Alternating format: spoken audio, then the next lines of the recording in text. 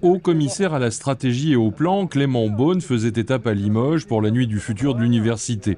Il a fait un crochet par l'hôtel de ville afin de connaître l'initiative Limougeot de lutte contre les perturbateurs endocriniens, lancée il y a 10 ans.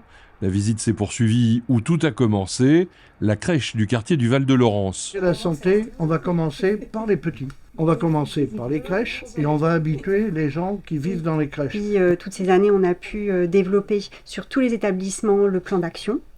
Donc, il était composé de 5 actions. Et puis, l'année dernière, un audit d'évaluation a été réalisé dans un autre établissement, volontairement, à la crèche des Portes Ferrées, dans le cadre du contrat local de santé, toujours en partenariat avec l'ARS, ce qui nous a permis de faire un point d'étape, là où on en était dans notre plan d'action, et puis les évolutions possibles. Tout ce qui fait la vie de la crèche, tout ce qui est utilisé dans les locaux a été vérifié, changé quand c'était possible.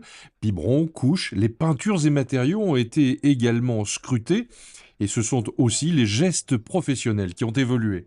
C'est un investissement. Nous, au plan, on a fait un travail à la demande du Parlement sur la santé et l'environnement. On a vu que des sujets comme les PFAS, comme les perturbateurs endocriniens, bien sûr les pesticides, mais notamment la question des perturbateurs, montent dans le débat, que c'est un vrai sujet de santé publique et que toute la chaîne de contact avec les enfants, avec le public soit changée, l'alimentation, les matériaux, les produits qu'on utilise pour se nourrir, les aliments eux-mêmes et les couverts et les assiettes. Et puis j'ai vu qu'on pouvait faire des très belles réalisations qui soient aussi protectrices de la santé.